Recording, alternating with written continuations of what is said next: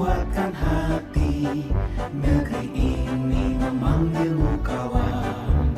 Belajar bergerak berbagi untuk negeri, guru penggerak majukan pendidikan.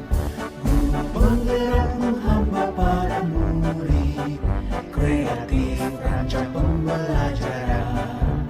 Hargai potensi, tingkatkan prestasi, lahirkan profil pelajar Pancasila. Belajar bergerak berbagi untuk negeri, kita menjalin kolaborasi. Belajar bergerak berbagi untuk negeri.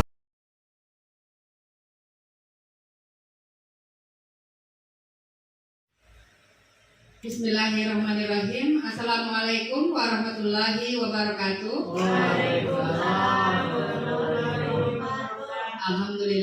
Alhamdulillahirabbil alamin, wassalatu wassalamu ala asyrofil anbiya'i wal mursalin wa ala alihi wa sahbihi wa walahu.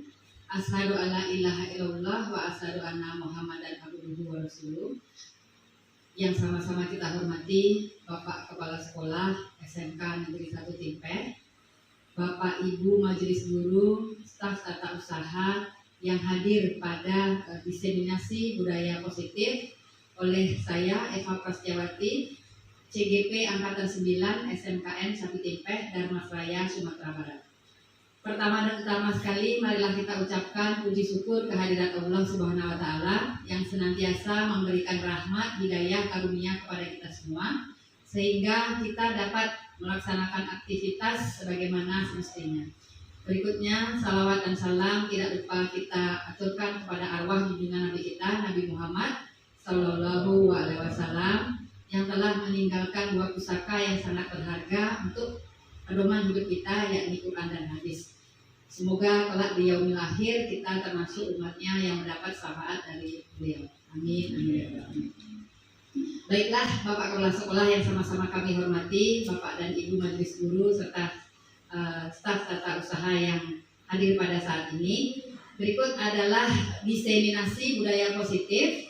Saya akan memaparkan konsep-konsep kunci yang ada dalam modul budaya positif, yaitu modul 1.4. Yang pertama yaitu perubahan paradigma belajar. Yang kedua, disiplin positif. Yang ketiga, motivasi perilaku manusia. Yang keempat, kebutuhan dasar manusia. Yang kelima, posisi kontrol restitusi. Yang keenam, keyakinan kelas. Dan yang terakhir, segitiga restitusi. Baiklah Bapak dan Ibu, kita mulai dari yang pertama, yaitu perubahan paradigma belajar. Filosofi pendidikan K. H. Dewantara, pendidikan yang humanis, menghargai kebebasan dan kemerdekaan anak, menjunjung tinggi nilai kearifan lokal dan rasa kebangsaan, pendidikan yang berpihak pada murid dan student center, menjadikan murid sebagai pusat pembelajaran. Selanjutnya yaitu disiplin positif, merupakan pendekatan untuk menerapkan disiplin dari dalam diri anak tanpa hukuman dan hadiah. Contohnya, bangun pagi, makan dengan tertib, belajar dahulu sebelum bermain. Cara menerapkan disiplin positif, kita pertama bisa kenalkan disiplin sejak dini, kemudian diskusikan aturan dan kesepakatan yang dibuat, memberikan konsekuensi logis, dan bersikap tegas. Selanjutnya, menjadikan anak mempunyai integritas, bisa memikul tanggung jawab, dapat memecahkan masalah dengan baik. Disiplin positif perlu diterapkan di lingkungan keluarga dan sekolah. Selanjutnya ketiga yaitu motivasi perilaku manusia, yaitu hukuman dan penghargaan. Yang pertama, manusia melakukan satu, ada unsur untuk menghindari ketidaknyamanan atau hukuman. Yang berikutnya, untuk mendapatkan imbalan atau penghargaan dari orang lain. Dan yang ketiga, untuk menjadi orang yang mereka inginkan dan menghargai diri sendiri dengan nilai-nilai yang mereka percaya. Peristiwa menyakitkan sekalipun mempunyai alasan yang benar untuk dilakukan, bahkan jika itu bukan hal yang mudah. Selanjutnya, kebutuhan dasar manusia. Sebagai manusia, kita sesuai kodratnya mempunyai kebutuhan dasar. Yang pertama yaitu cinta dan kasih sayang, yang kedua kekuasaan, yang ketiga bertahan hidup, yang keempat kesenangan, dan yang kelima kebebasan. Selanjutnya posisi kontrol restitusi. Ada 5 posisi kontrol guru. Yang pertama yaitu sebagai penghukum, yang kedua sebagai pembuat rasa bersalah, yang ketiga sebagai teman, yang keempat sebagai pemantau, yang terakhir sebagai manajer.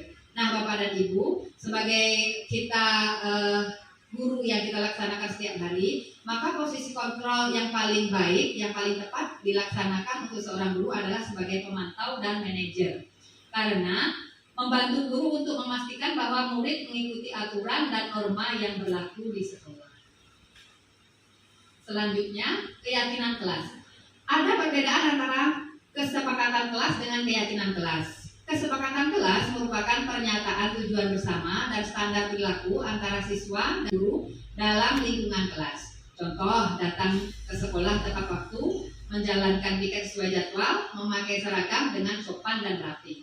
Berbeda dengan keyakinan. Keyakinan merupakan metode untuk menimbulkan kembali disiplin positif yang didasari oleh motivasi dari dalam diri, dibuat bersama murid, mempunyai nilai-nilai kebajikan yang dapat dipercaya. Contoh, mandiri, bertanggung jawab, saling menghormati, dan disiplin. Kemudian sebagai tambahan, kayak kesepakatan kelas itu lebih berisi tentang peraturan-peraturan yang tampak, sementara kalau keyakinan kelas itu merupakan keyakinan universal atau sesuatu yang abstrak, sifatnya tidak tampak tetapi dapat dirasakan. Selanjutnya yang terakhir, konsep di dalam budaya positif yaitu segitiga restitusi. Segitiga restitusi merupakan proses untuk menciptakan kondisi bagi murid untuk memperbaiki kesalahan mereka sehingga bisa kembali pada keyakinan kelas dan menumbuhkan budaya positif dalam diri. Saya yakin dan percaya Bapak dan Ibu guru di sini sudah mulai melaksanakan segitiga restitusi, tapi mungkin belum terarah atau mungkin belum terorganisir dengan baik. Nah, oleh sebab itu ada beberapa langkah dalam melaksanakan segitiga restitusi. Yang pertama, menstabilkan identitas.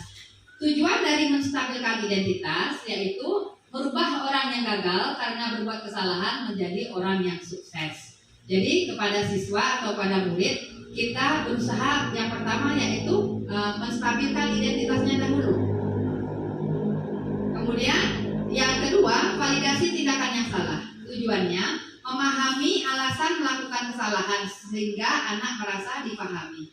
Artinya, kita meyakinkan kepada siswa bahwa berbuat kesalahan adalah manusiawi. Semua orang bisa berbuat kesalahan, kuncinya adalah kita di suatu masa atau di suatu hari yang akan datang, kita tidak akan melakukannya kembali.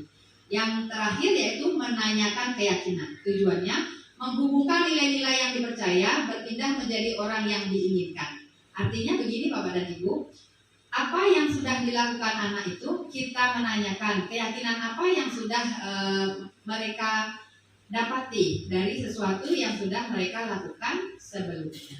Nah, itulah Bapak dan Ibu yang saya sampaikan mengenai konsep-konsep kunci yang terdapat di dalam budaya positif modul 1.4. Apabila Bapak dan Ibu ada pertanyaan, dipersilakan. Ya, silakan Pak Asep. Baik, terima kasih. Telah diberikan kepada saya ingin bertanya tentang apa maksud dari perubahan paradigma pembelajaran. Baik, terima kasih. Pertanyaan terhadap materi yang saya sampaikan sebelumnya. Kita kembali kepada perubahan paradigma belajar. Yang ditanyakan oleh Bapak Asep tadi, mengapa perubahan paradigma belajar itu perlu diadakan. Jadi Bapak dan Ibu, sebagaimana kita ketahui pada sebelumnya kebanyakan dari guru itu memposisikan diri sebagai pusat pembelajaran. Artinya guru ataupun pendidik memberikan materi sebanyak-banyaknya. Artinya Bapak dan Ibu guru itu menjadi pusat, sementara siswa itu menjadi objek. Nah, perubahan itu perlu diadakan sesuai dengan filosofi pendidikan Ki Hajar Dewantara yang memanusiakan manusia, bahwa siswa itu harus menjadi center atau harus menjadi pusat. siswa harus melakukan kegiatan atau aktivitas pembelajaran sementara guru sebagai fasilitator. Artinya murid itulah yang melaksanakan lebih banyak dan guru hanya menuntun dan membimbing untuk mencapai keselamatan dan kebahagiaan sesuai dengan kodrat alam dan zamannya. Nah, itulah tanggapan dari pertanyaan yang disampaikan oleh Pak Asep tadi. Terima kasih. Mungkin masih ada Bapak dan Ibu, silakan. Ya, silakan Bu Feni. Saya ingin bertanya Bu mengenai dapat kita lihat pada saat sekarang ini tuh sering murid hanya melakukan sesuatu hanya untuk menghindari hukuman atau sekedar sampai syaratnya saja. Nah, kalau menurut Ibu sendiri bagaimana cara guru dalam menumbuhkan kesadaran murid untuk melakukan sesuatu dengan inisiatifnya sendiri tanpa harus dipaksa dulu oleh guru? Ya, terima kasih Bu. Terima kasih atas pertanyaan yang diberikan oleh Ibu Feni. Memang betul ya, terkadang kita melaksanakan sesuatu itu hanya untuk mendapatkan kenyamanan atau menghindari dari terkena hukuman atau sanksi. Nah, bagaimana caranya supaya murid dapat melaksanakan sesuatu itu sesuai dengan keinginannya sendiri atau inisiatif sendiri? Yang pertama mungkin kita bisa mengenalkan dari lebih dini apa itu disiplin positif. Bagaimana kita memberikan dampak atau memberikan efek bahwa disiplin positif itu harus dilaksanakan sejak dini. Berikutnya, kita membuat kesepakatan dengan cara memberikan alasan-alasan yang logis. Kenapa kita harus melakukan ini dan melakukan itu. Jadi cara yang berikutnya bisa kita gunakan, kita memberikan alasan-alasan logis kenapa sesuatu itu harus dilakukan. Kemudian Bapak dan Ibu juga bisa memberikan ketegasan. Kalau kita sudah tahu bahwa sesuatu itu harus dilakukan, maka sebagai kontrolnya kita harus memberikan ketegasan. Jangan setelah kita memberikan aturan, kemudian kita tidak melaksanakan ketegasan. Artinya kita longgar. Tapi kalau misalnya kita menarik dan mengulur bahwa sesuatu itu harus tegas, maka anak akan terbiasa. Nah, mungkin itu jawaban yang bisa saya berikan untuk pertanyaan ini. Artinya mungkin masih ada lagi yang masih belum paham atau yang masih ingin memberikan tanggapan. Silakan. Ya, silakan. Saya ingin bertanya kepada Ibu. Tadi di poin terakhir ada tentang segitiga restitusi. Bisakah Ibu jelaskan bagaimana cara melaksanakan segitiga restitusi tersebut? Terima kasih. Yang telah menanyakan bagaimana cara melaksanakan segitiga restitusi. Sebagaimana kita ketahui tadi bahwa segitiga restitusi merupakan proses untuk menciptakan kondisi bagi murid untuk memperbaiki kesalahan mereka. Artinya kita memahami bahwa anak itu telah melakukan kesalahan. Oleh sebab itu kita bisa mengajaknya berdiskusi, dan yang pertama harus kita lakukan adalah menstabilkan identitasnya, menanyakan bahwa sesuatu yang dia lakukan itu benar, dia melakukannya. Misalnya Vicky itu sering terlambat. Kita bertanya, apa benar Vicky terlambat? Kita bertanya, sudah berapa kali Vicky terlambat? Gitu ya. Nanti dia akan menjawab, betul, saya terlambat Bu, sudah sekitar lebih dari 3 atau 5 kali gitu. Jadi dia kita stabilkan dulu identitasnya, bahwa identitasnya dia adalah siswa yang terlambat. Kemudian kita validasi. Validasinya apa? Apakah siswa itu mempunyai alasan keterlambatannya? Jadi kita tanyakan, apa alasan Vicky terlambat? Dia mungkin akan menjawab karena rumahnya jauh, atau mungkin karena terlambat bangun dan lain sebagainya, alasan yang memvalidasi bahwa dia terlambat. Nah, yang berikutnya menanyakan keyakinan. Keyakinannya itu kita bertanya kepada si anak, apakah dengan keterlambatannya dia itu melanggar sesuatu. Misalnya, kalau dengan keterlambatannya dia itu kita bertanya, adakah sesuatu yang kamu langgar? Maka dia akan menjawab, ya. Misalnya dia akan ketinggalan banyak pelajaran. Ketinggalan banyak pelajaran itu berarti siswa tidak disiplin. Nah, disitulah kita menanyakan, apakah disiplin itu penting? Siswa akan menjawab, apakah dia itu penting atau tidak sesuai dengan keyakinannya. Nah, disitulah kita sedang melakukan segitiga restitusi. Itulah Bu Juwita yang bisa saya sampaikan mengenai bagaimana cara melaksanakan segitiga restitusi. Baiklah Bapak dan Ibu, demikianlah konsep-konsep kunci dari modul budaya positif yang saya sampaikan pada siang hari ini. Apabila ada salah dan janggalnya saya mohon maaf. Wabillahi taufiq wal hidayah. Wassalamualaikum warahmatullahi wabarakatuh. Waalaikumsalam warahmatullahi wabarakatuh.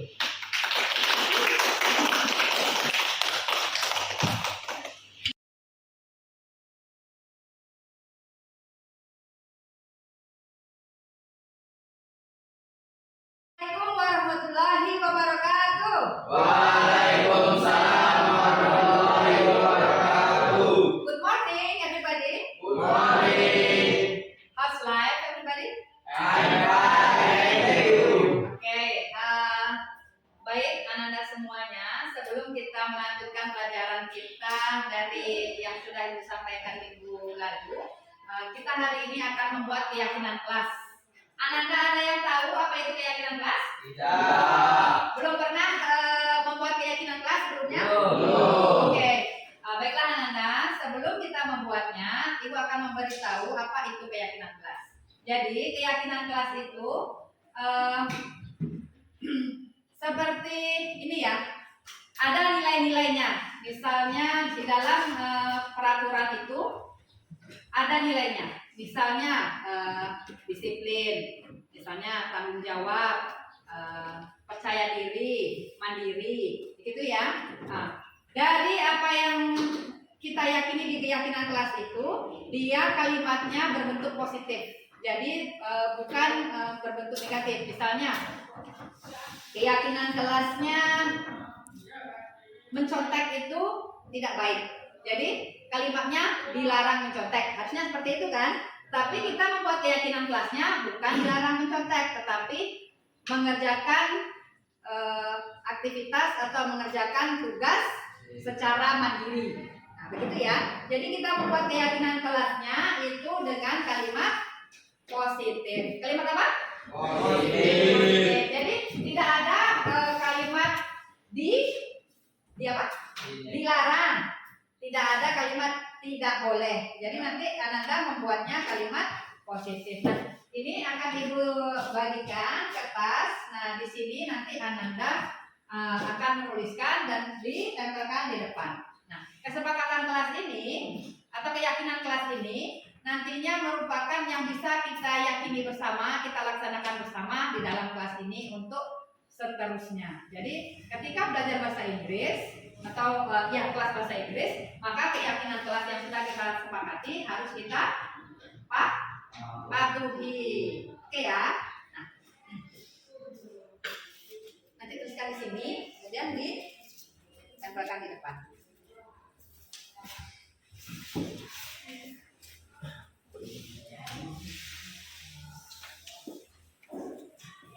Menulisnya di bagian yang tidak itu ya, supaya nanti bisa tertempel di tempat.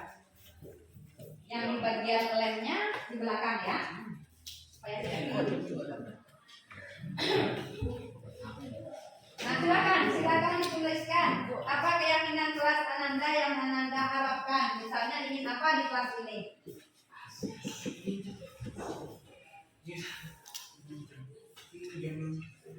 Silakan dituliskan keyakinan kelasnya. Sudah ada yang nulis? Coba segera diletakkan di depan. Yang sudah silakan ditempel. Ditempel di depan lagi ya. Ya, oke. Sip, kan depan ya. Ada di depan. Ya, oke.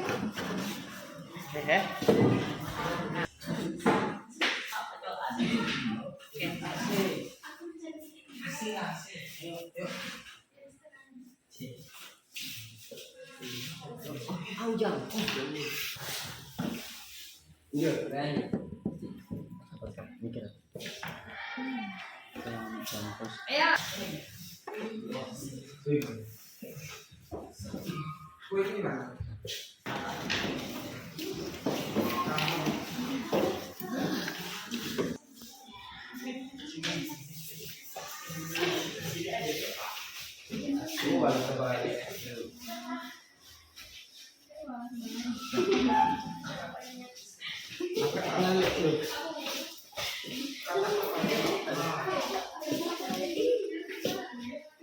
Yang tertib ya, satu-satu. Nah, yang sudah menempel silahkan kembali duduk.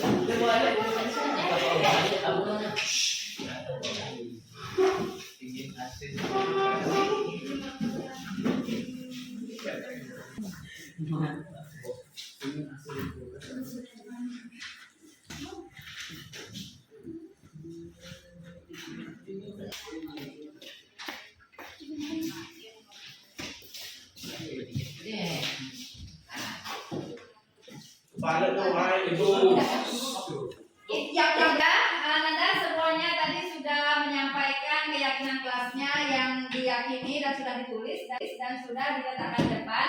Ini ada banyak ya.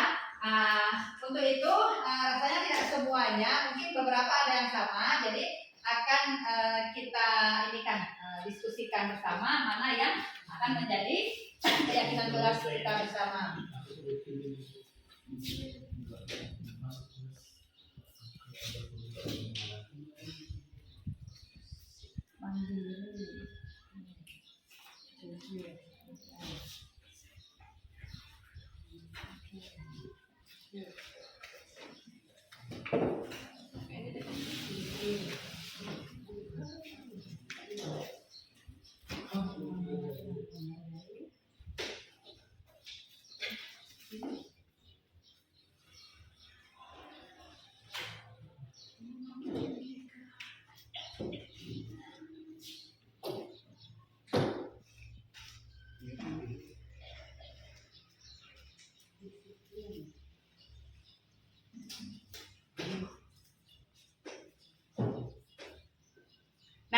Setelah di depan ini ada 1, 2, 3, 4, 5, 6, 7, 8. Ada 8 keyakinan kelas yang akan kita sepakati bersama dan akan kita laksanakan bersama. Yang pertama, mandiri dalam mengerjakan tugas sekolah. Berikutnya, saling menghormati dan menghargai satu sama lain. Kemudian, jujur, disiplin, ingin kelas yang tertib, kemudian kelas yang kompak, dan masuk ke kelas sesuai dengan jadwal. Nah, itu ya. Jadi keyakinan kelas kita sudah ada, dan setelah ini Anda akan menandatangani keyakinan kelas kita bersama dan akan kita laksanakan bersama. Nah, silakan Muhammad Rekan depan. Silakan Anda satu-satu dari belakang untuk menandatangani keyakinan kelas kita bersama.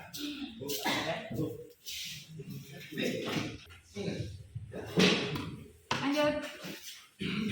Irfan.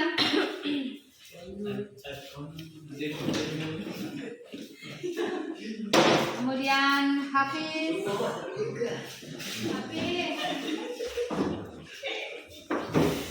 Nuril Ihsan.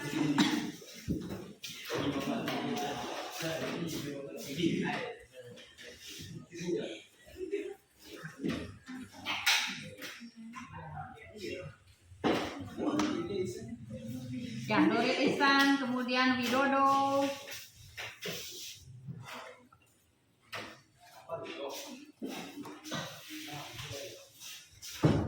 Afdal Zikir.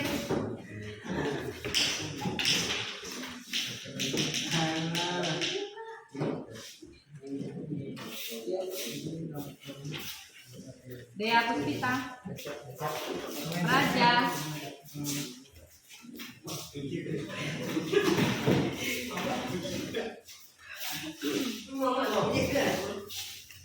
Halimah Enggeni.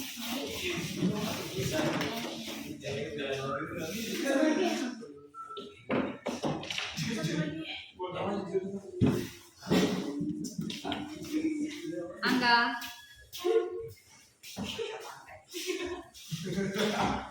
Angga Setiawan. Kemudian Amanda Saiful Ramadan. Ini.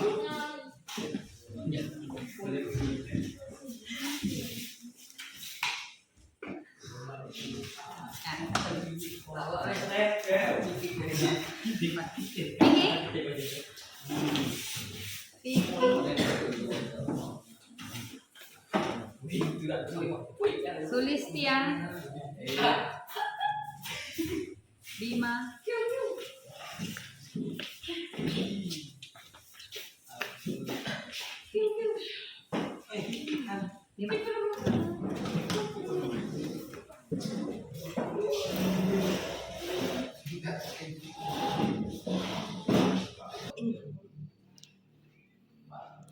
Baiklah Anda, kita tadi sudah membuat keyakinan kelas dan sudah kita sepakati bersama, kemudian juga sudah ditandatangani. Nanti setelah ini berharapnya keyakinan kelas ini akan bisa kita laksanakan secara bersama. Setuju? Baiklah Anda, sekian saja. Wabillahi taufiq wal hidayah, pembuatan keyakinan kelas 10 otomatis 1 selesai. Assalamualaikum warahmatullahi wabarakatuh. Assalamualaikum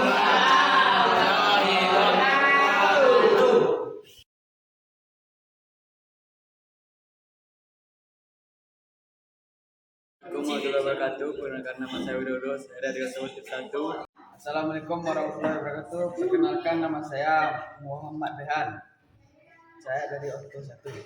Assalamualaikum warahmatullahi wabarakatuh. Perkenalkan nama saya Muhammad Bima Chandra Aminanda dari kelas 10 Orto 1. Assalamualaikum warahmatullahi wabarakatuh. Perkenalkan nama saya Sulistia, saya dari 10 Otomotif 1.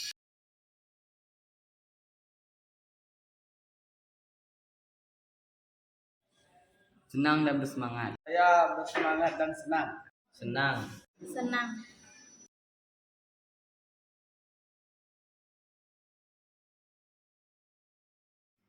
Penting. Penting. Penting. Penting.